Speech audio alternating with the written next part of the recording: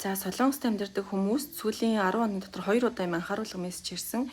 Тэр нь юу вэ гэхээр энэ ард харагдаж байгаа юм хогон бөмбөлөг хойд Солонгосоос өмнөд Солонгос руу явуулсан байна. Сэрэмжлээрээ гэсэн анхааруулга байсан. Тэнгүүд энэ бөмбөлөгний доор болохоор нэм хогноо зүгтээстэй байгаа юм билээ. Тэр хойд Солонгосоос ийм хог явуулж байна гэдэг нь хогон дотор янз янзын нэм бактери үржигдсэн байгаа. Дээрээс нэндээс ямар нэгэн эрүүл мэндийн асуудал үүсэх эрсдэлтэй учраас анхааруулга мессежүүд ирж байгаа юм лээ. Тэгээ ийм хог харах юм бол шууд цагдаад мэдэгдэрэй гэсэн байлээ шүү. Тэгэд би бас ухаж үзсэн л дээ. Яагаад ийм хогон бөмбөлөг явуулсан юм бол гэтгсэн чинь Солонгос өмнөд Солонгос өөрөө 5 сарын ихээр K-pop хамтлагийг одоо сурталчилсан тийм 2000 флаш дискийг ийм бөмбөлгөөр явуулсан гэсэн мэдээ бас байлээ.